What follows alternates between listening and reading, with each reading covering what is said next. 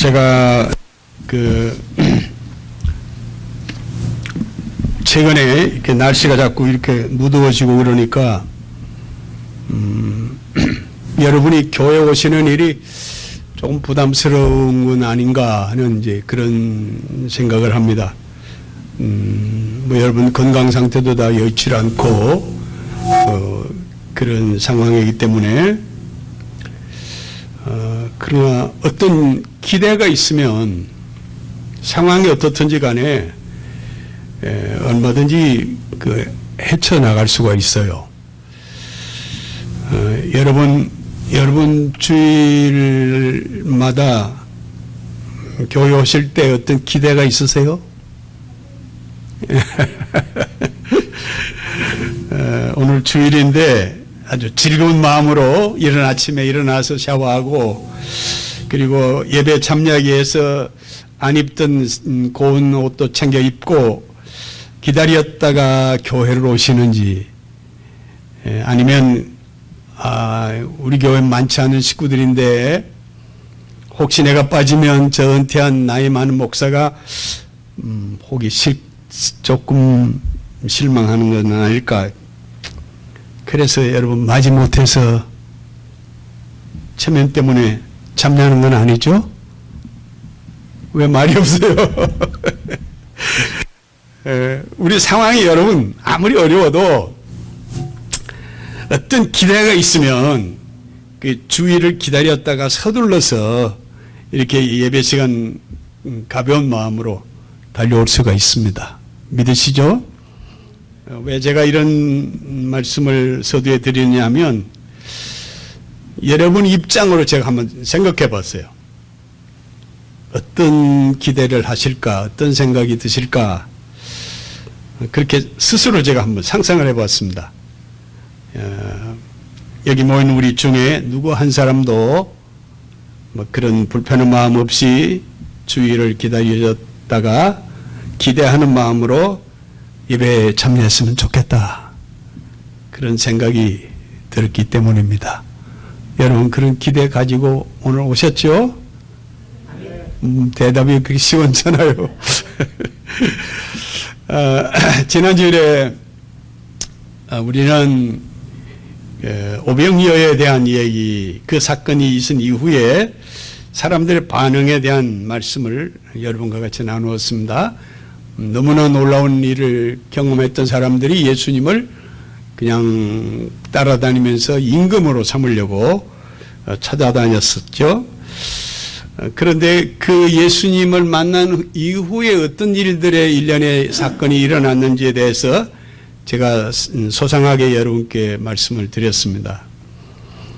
단순히 그저 사람들은 자신의 이익을 챙기기 위한 일종의 예수님을 이용하려고 하는 그런 생각을 갖고 예수님을 찾아다닌 것, 그것을 이미 아시고 예수님은 그랬습니다.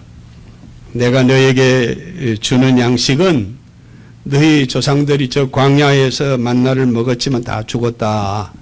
그러나 내가 주는 이 떡은 하늘에서 내려온 생명의 떡이므로 영원히 배부르게 하는 것이다. 할렐루야. 예, 그렇게 말씀을 하셨을 때 사람들이 이 예수님의 말씀을 도무지 이해할 수가 없었습니다. 모두가 그래서 다 떠나갔어요. 그래서 그 떠나가는 그들을 바라보시면서 예수님은 남아있는 제자를 향해서 이렇게 마지막에 아마 작은 목소리로 그렇게 그들을 향해서 말씀하시지 않았을까? 너희도 가려느냐? 이 씁쓸한 말씀을 하셨다고 제가 지난주에 여러분께 말씀을 드렸습니다.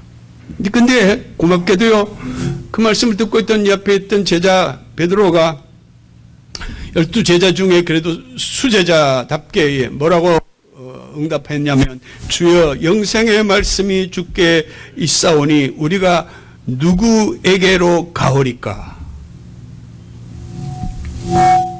요한복음 6장 68절에 보면 그렇게 말씀을 베드로가 합니다. 이 베드로의 말을 들으시고 예수님께서는 뭐 굉장한 아마 위로가 되지 않았을까.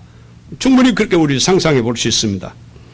여러분 잘 아시다시피 이 베드로는 어떤 사람인지에 대해서 뭐 제가 누누이 설명드리지 않아도 잘 아시겠습니다만은 상당히 감정 기복은 있지만 그러나 감성은 꽤 풍부한 사람이에요.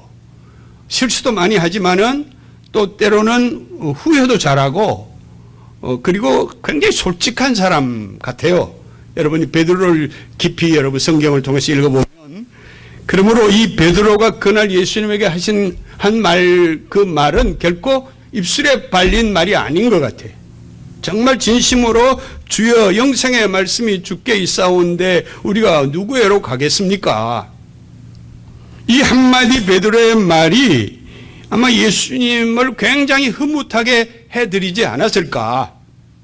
자, 그런데 여러분 이런 일이 있은 후에 오늘 본문, 지난번에 우리가 요한복음의 말씀을 다루었지만은 오늘은 마태복음입니다. 제자들과 같이 예수님이 가이사라 빌립보라는 지역에 가셨습니다.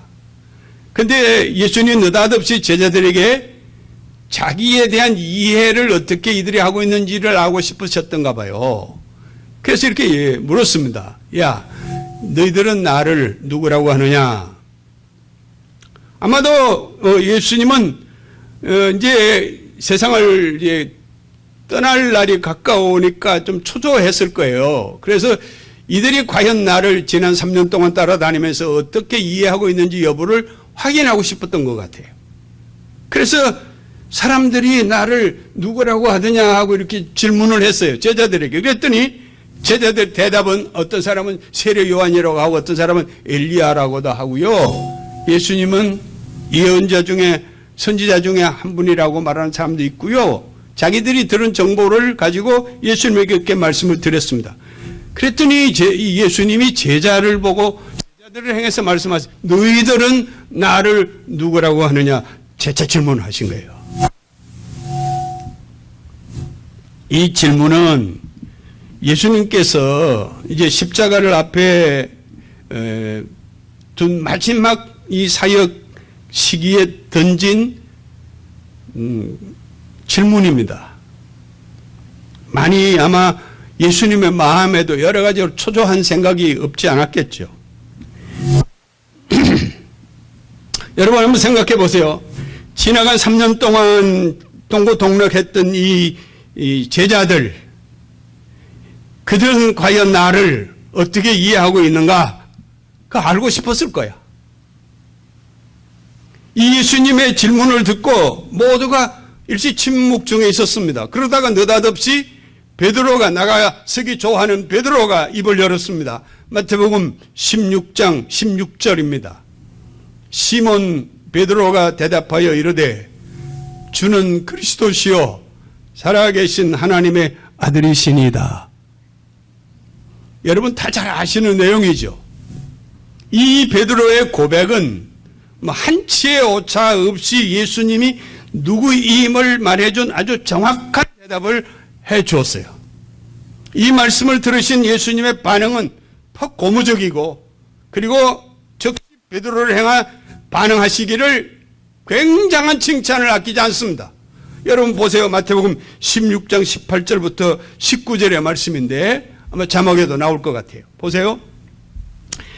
내 그 고백 위에다가 내가 교회를 세우겠다.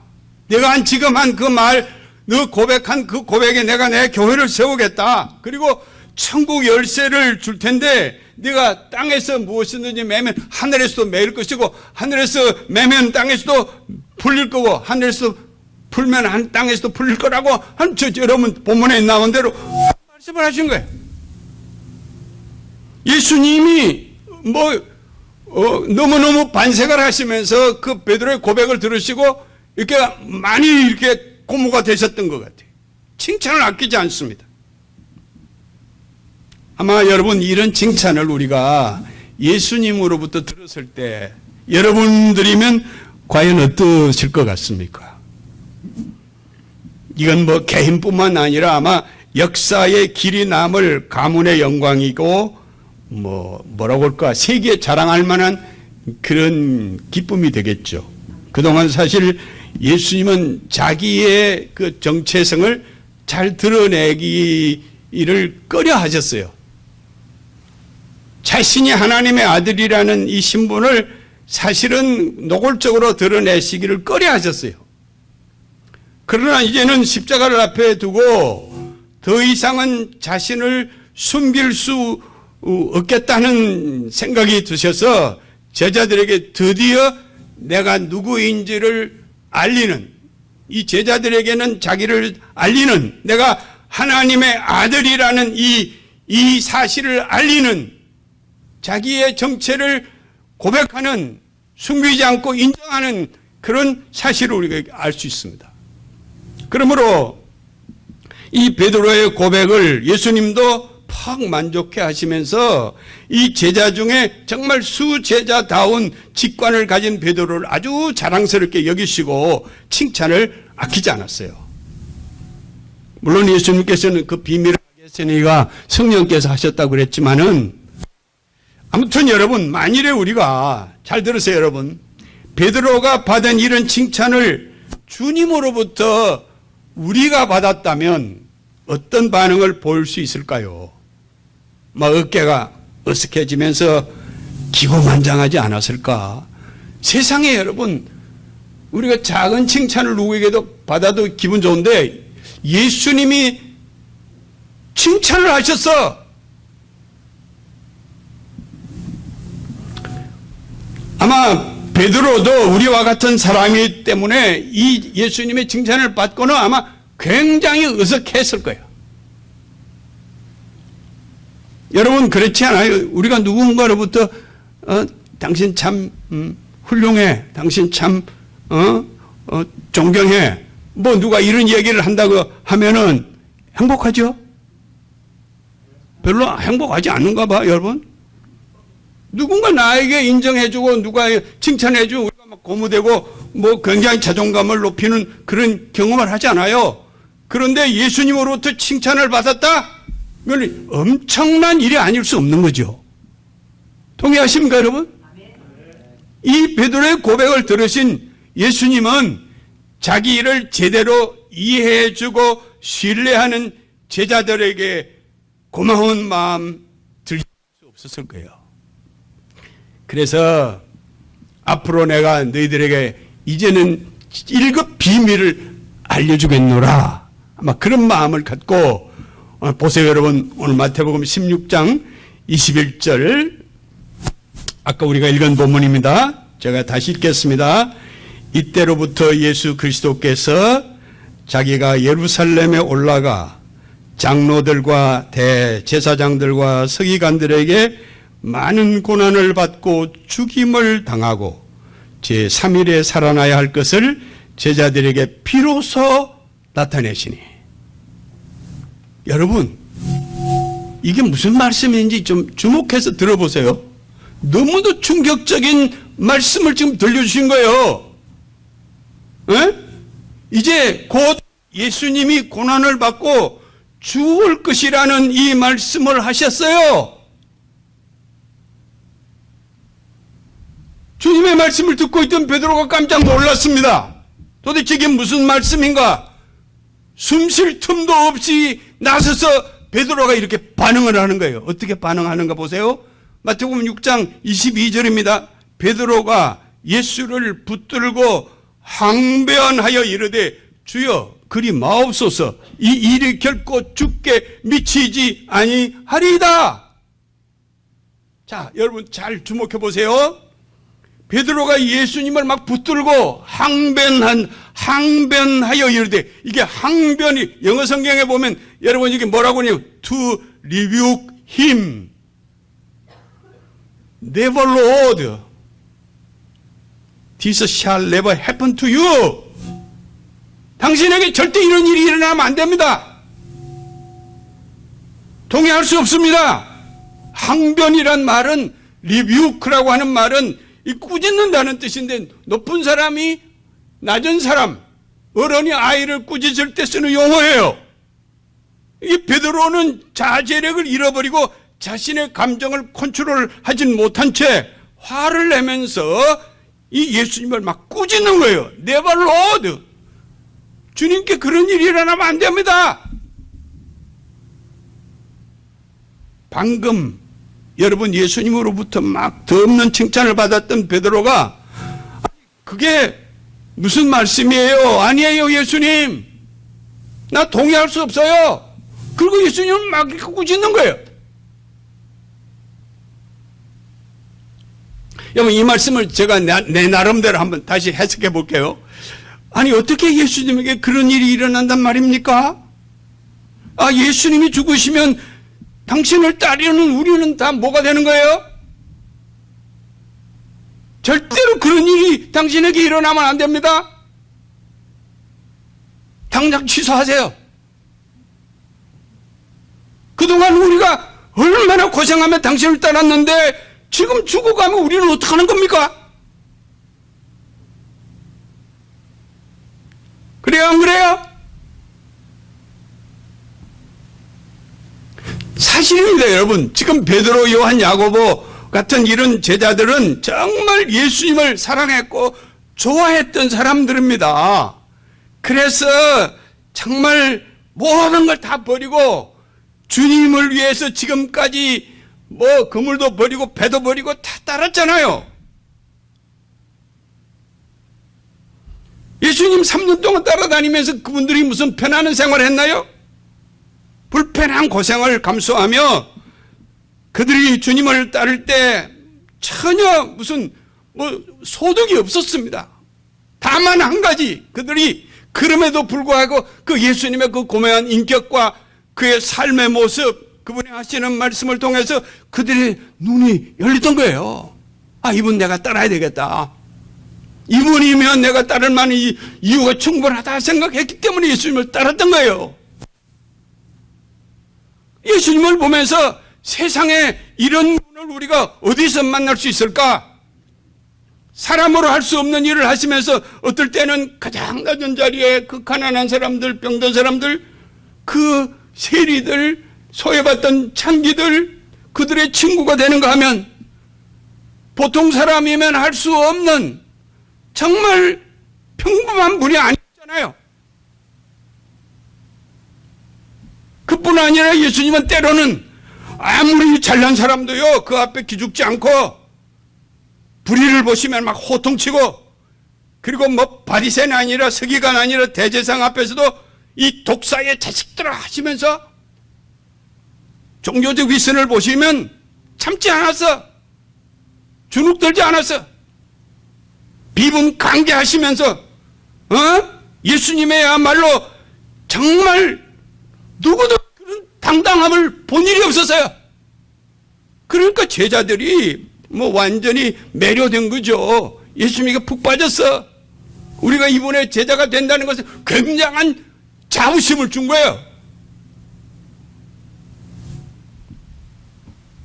그럼에도 불구하고 도무지 상상할 수 없는 일이 지금 일어나는 겁니다.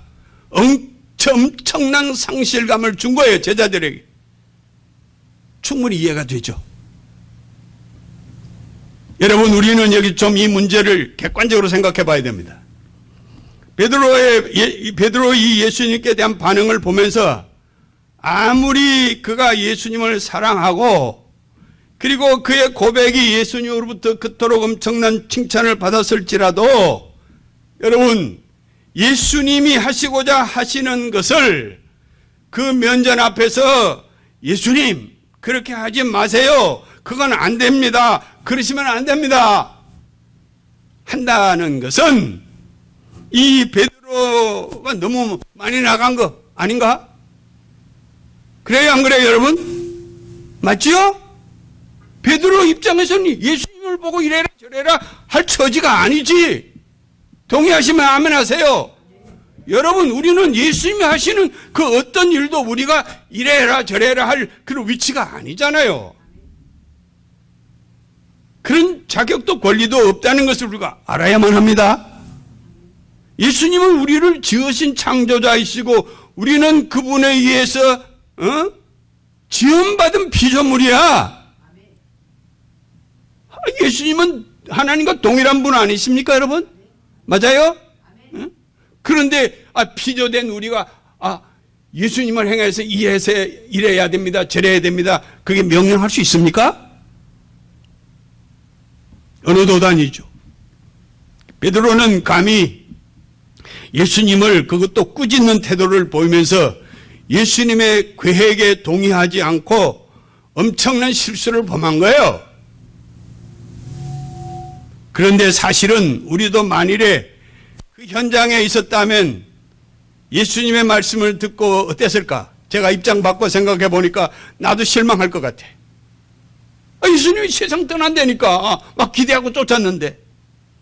왜냐하면 우리 기대하던 그 꿈이 산산조각 나니까.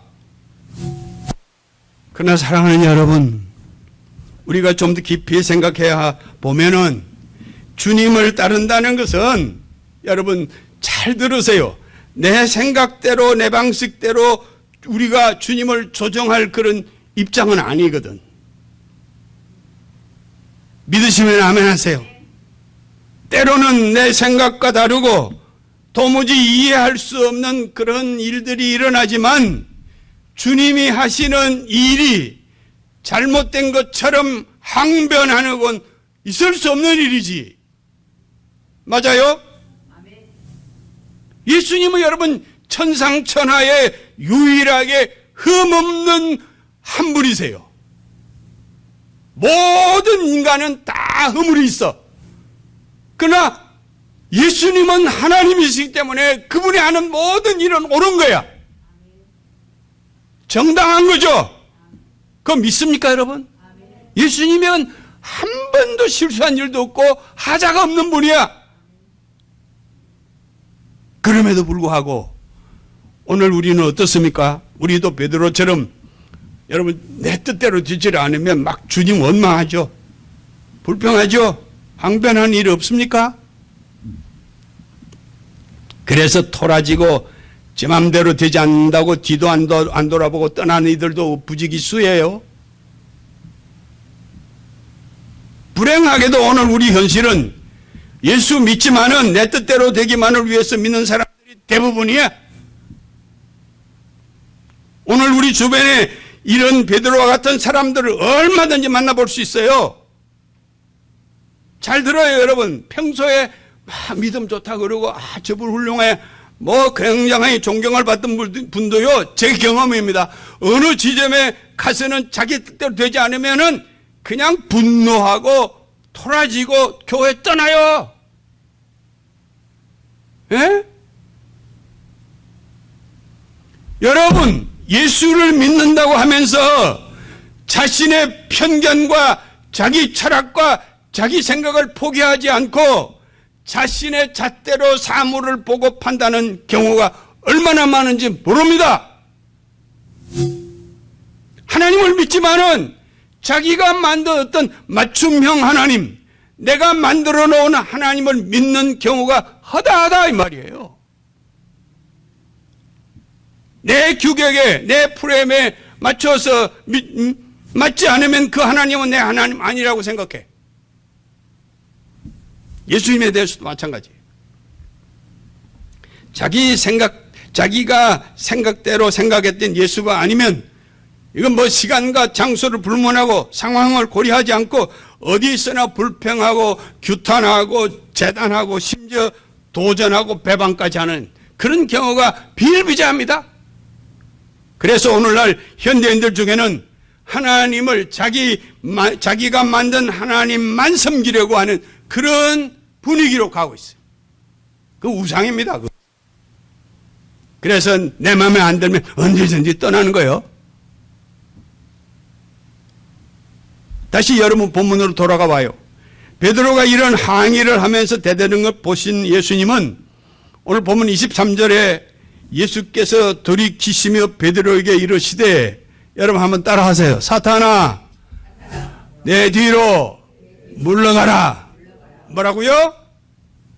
베드로를 보고 사탄아, 내 뒤로 물러가라. 너는 나를 넘어지게 하는 자로다. 내가 하나님의 일을 생각하지 아니하고 도리어 사람의 일을 생각하는 도다. 엄청난 말씀을 하신 거예요. 조금 전까지만 해도 바요나 시모나 내가 복이 있도다.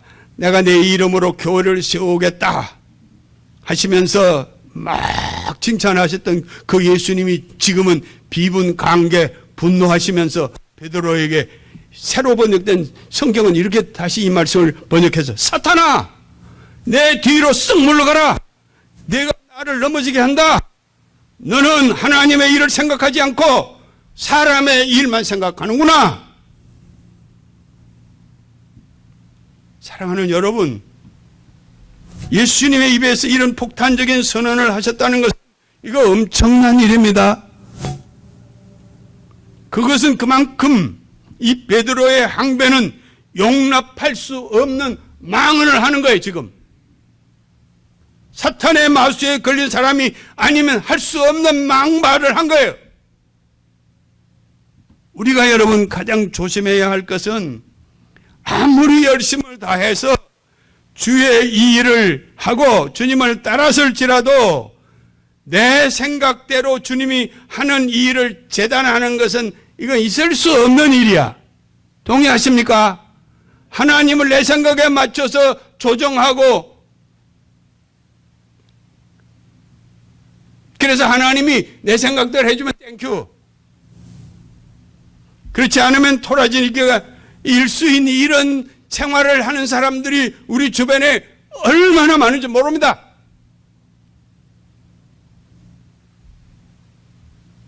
그러므로 여러분, 우리가 아무리 예수님을 사랑해도 내 방식대로 사랑하는 것은 그건 아니지. 교회마다 이런 고집불통이 있습니다. 자기 생각대로 안 되면 누구에게나 상처 주고, 우리가 뭐 그런 일을 얼마나 많이 경험해 봤습니까? 그뿐만 아니라 이런 사람들은 자기 편을 만들어요. 그래서 내 편이면 뭐 아무리 잘못해도 옳고 내 편이 아니면은 아무리 정당한 얘기를 해도 다 소외시키고, 교회 안에서 그런 일들이 얼마나 비일비재하게 일어났습니까? 예수님 당시에 여러분 잘 아시는 이 바리새인들과 뭐 다를 게 없어요. 그 바리새인들도 그랬습니다. 자신과 다른 생각을 하는 사람들 도무지 인정하지 않았습니다. 뭐 거룩이라고 하는 이름을 가지고 특별히 예수님이 누굽니까 여러분? 예수님 왕따시켰어요. 자기들의 생각과 동조하지 않는다고 예수님을 왕따시켰습니다. 바리새인들이. 그래서 그들은 자기들이 하는 일은 정당하고 다른 사람이 하는 것은 다 잘못됐어. 그래서 그들은 속된 것과 거룩한 것을 자기들이 구역을 지었습니다. 그리고 뭐 유대인과 이방인, 죄인과 의인 이렇게 딱 이 흑백 논리를 가지고 이분법으로 이렇게 사람들을 갈라치게 했어요. 그래서 그들과 우리로 편을 나눕니다. 우리는 선민이고 그들은 다 죄인이야. 우리가 다 잘 아는 세리야와 바리새인의 기도를 여러분 다 아시죠? 누가복음 18장에 보시면 그렇게 기도하잖아요. 저는 토색하고 불의하고 간음하는 저 세리와 같지 않음을 감사합니다. 그리고 일에 2번씩이나 금식합니다. 11조도 드립니다. 그렇게 자기를 의인화시키는 거예요. 그 다른 사람들은 완전히 제외시키고 무시하고 왕따시키고, 이게 얼마나 놀라운 일인가요? 종교가 내 의의를 자랑하는 전시장이 되면 그거 어떻게 될까? 예수님은 이런 하나님 잘 믿는다는 종교인들과 전혀 다른 생각을 갖고 계셨어요. 주목해서 보세요, 여러분. 예수님은 당시에 바리새인들이 죄인으로 낙인 찍인 그 세리들, 창기들, 그런 사람들과 오히려 더 가까이 친구로 지내시지 않았습니까? 그렇습니다, 여러분. 우리가 신앙생활 하면서 정말 조심해야 할 것은 스스로 자신을 특별한 사람이라고 여기는 의인 콤플렉스. 이 콤플렉스는 치유 불가합니다. 나만 옳고 다른 사람은 다 틀렸어. 다른 사람은 다 하수로 보는 거예요. 바리새인 다 그랬습니다. 지금 우리의 현실은 어떻습니까? 유대 종교 지도자들, 그들은 자기들의 자를 가지고 사람을 재단했다고 내가 앞서 말씀드렸잖아요. 그래서 자기들이 생각에 맞지 않으면 다 배제시켰어요. 죄인으로 몰았어요. 그러나 이 세상의 모든 사람들은 하나님의 긍휼의 대상입니다. 믿습니까? 우리 눈으로 보면 형편없는 사람도 하나님은 그를 사랑하세요.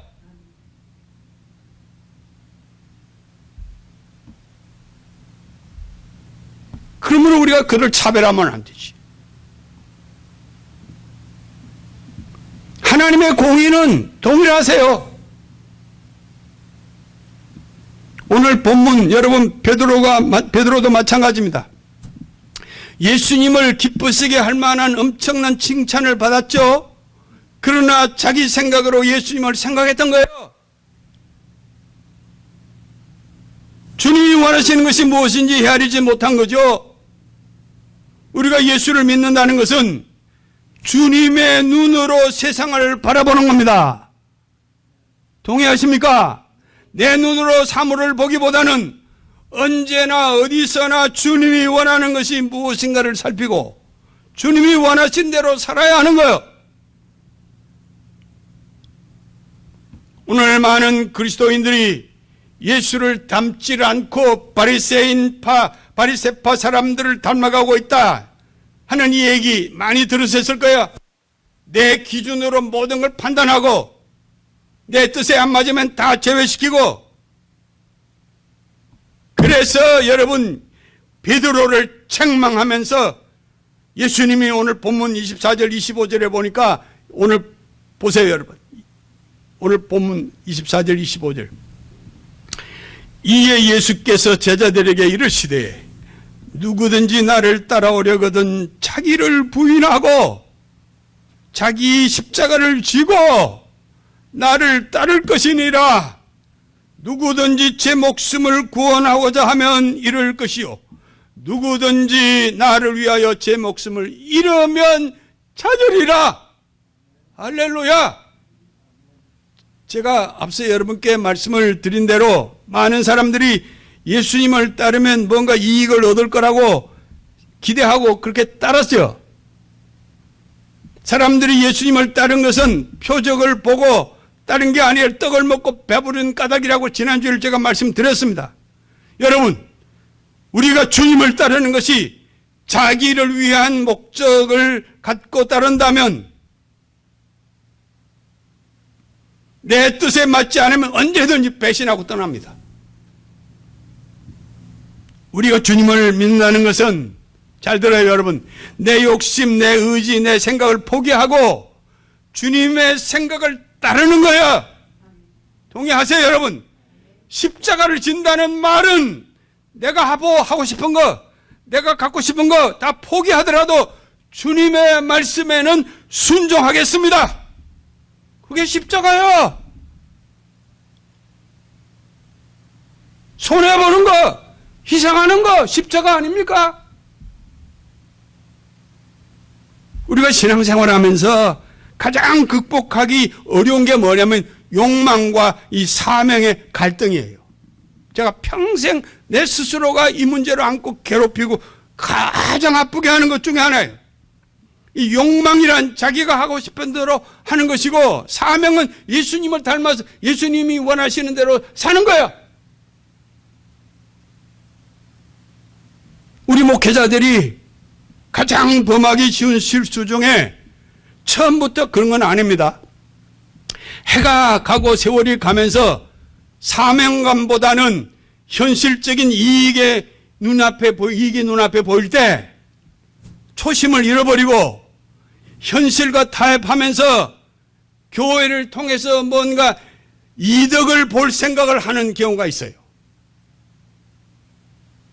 지금 제가 이 얘기하는 거 제 경험이니까 여러분 잘 들으세요. 처음부터 그런 거 아니에요. 주님이 원하는 교회를 만들어 가려고 하질 않고 점점 시간 갈수록 목사들의 유혹이 뭐냐면 자기가 편한 대로 목회하고 자기가 쉽게 핸들하기 좋은 환경을 자꾸 교회를 만들려고 하려고 하는 유혹이 오는 거예요. 교회를 위해서 헌신하기보다는 교회를 통해서 이익을 계산하고자 하는 그런 유혹이 온단 말이에요. 그래서 자신의 소명을 망각하고 좀 더 직접적으로 말씀을 드리면 이 예수님을 통해서 이익을 보려고 하는 유혹이 든다 그 말이에요. 가룟 유다처럼 예수 팔아서 내 이익을 채울 것인가, 나를 팔아서 예수님을 증거할 것인가, 그런 딜레마에 서는 경우가 있단 말이에요. 에? 예수님을 잘 세일해서 목회 성공할 것인가, 아니면 내가 정말 이 성도들 위해서 주님을 위해서 희생함으로써 목회할 것인가? 이 시험이 가장 극복하기 어려운 시험입니다. 목회를 하면서도 사명보다는 이익의 눈이 어두워질 때가 있다 그 말이죠. 근데 여러분 주변에 보면요, 대체로 목회 크게 성공했다는 사람들 중에 이런 현상이 더 두드러지게 나타나요. 예?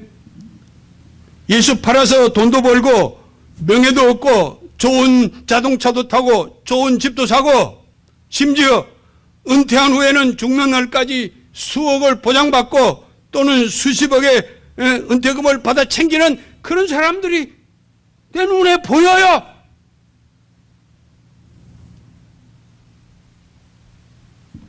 그렇다면 여러분 젊었을 때 아무리 시골에서 고생하고 밥 못 먹고 목회했다지만 그건 자기를 위한 고생이지 정말 주님을 위한 것입니까? 뭐 여러분 오해하지 마세요.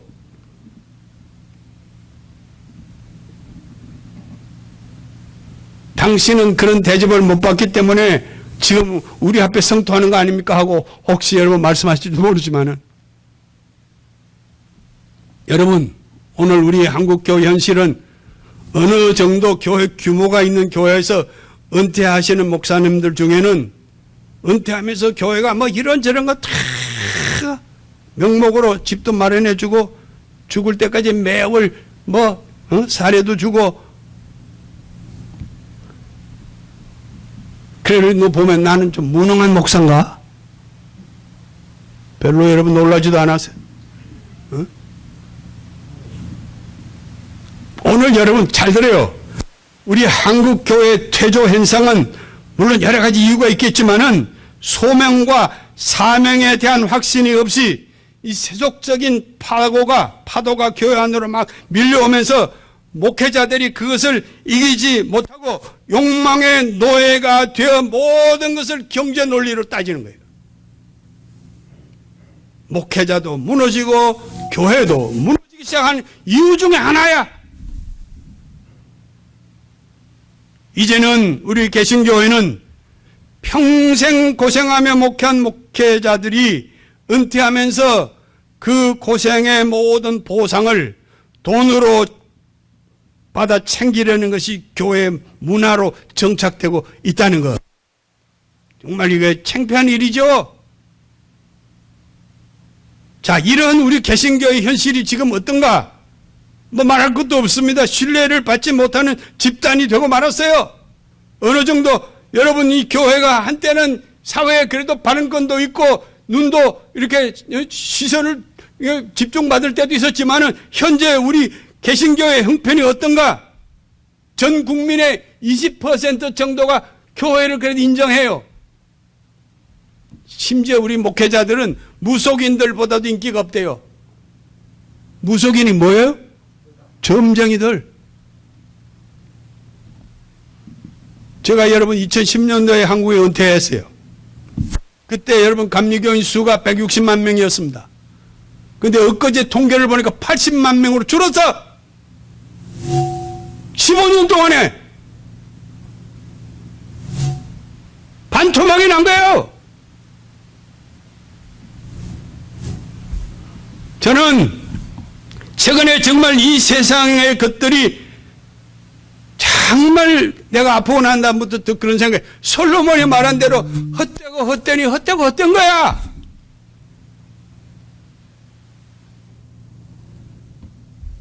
내가 그렇다고 뭐 허무주의자는 아닙니다만은 영혼을 잃어버린 자들의 종국은 결국은 쓰레기만 남습니다. 동의하세요, 여러분? 사랑하는 여러분, 우리가 우리의 영혼을 이런 쓰레기 같은 정크로 만들어 두겠어요?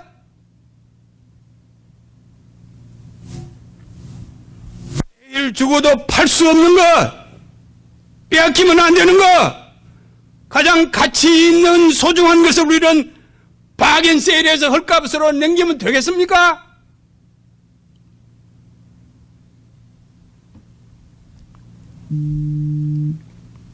사랑하는 여러분, 우리가 왜 교회를 시작하는가요?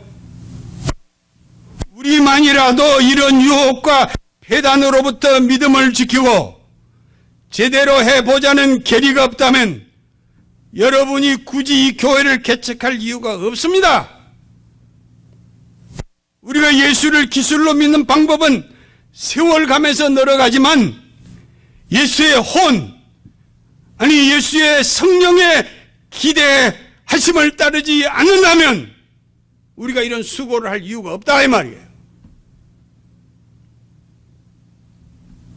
우리가 예수를 믿는 것은 그분을 통해 얻게 되는 세상의 어떤 이익이나 뭐 콩고물이 아닙니다. 내 삶을 그분에게 맡기면 내 인생의 이전과는 전혀 다른 풍성한 삶을 살 수 있다는 확신을 갖지 않는다면 예수를 믿을 필요가 없어.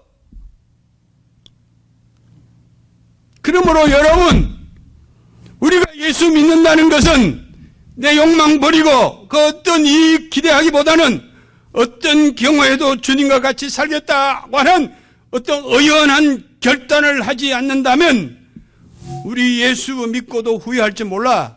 예수 팔아서 이익을 남기려는 장사 속으로 믿으려면 바울이 말한 대로 우리는 어떻게 나는 죽고 그리스도가 살도록 우리 자신을 내어드려야 되지 않겠습니까? 맞아요?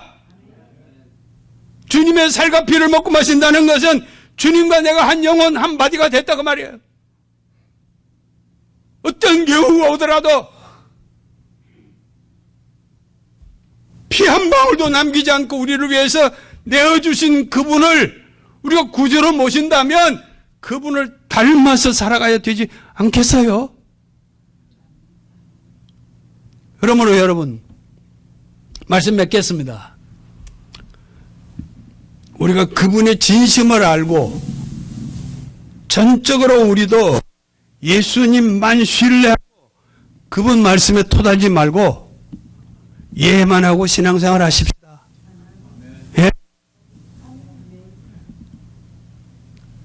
고린도후서 1장 19절에 바울이 그랬습니다. 새로 번역된 성경으로 읽어드릴게요. 하나님의 아들 예수 그리스도는 예라고 하면서 동시에 아니요가 되시는 분이 아니셨습니다. 그분에게는 항상 예만 있습니다. 여러분, 예, 주님 옳습니다. 당신의 하는 일은 무엇인지 정당합니다. 믿으십니까? 토달지 말아요. 기도하십시다. 그렇습니다. 하나님, 우리가 얼마나 어리석어서 자꾸 내 생각을 앞세우고 주님을 재단하고 때로는 의심하고 때로는 배반하고 이 무지하고 몽매한 저희들의 어리석음을 용서해 주시옵소서. 이제는 주님이 하신 일은 매양 정당하고 그것은 언제나 옳은 일이고 우리를 살리는 것임을 깨닫게 해주셔서 주님 앞에 죽는 날까지 예만 있게 해 주시옵소서. 결단코 주님의 요구에 우리는 아니요 하고 반기를 드는 저 베드로와 같은 우를 범치 않도록 주님 저희를 성령으로 도와 주시옵소서. 예수님의 이름으로 기도하옵나이다. 아멘.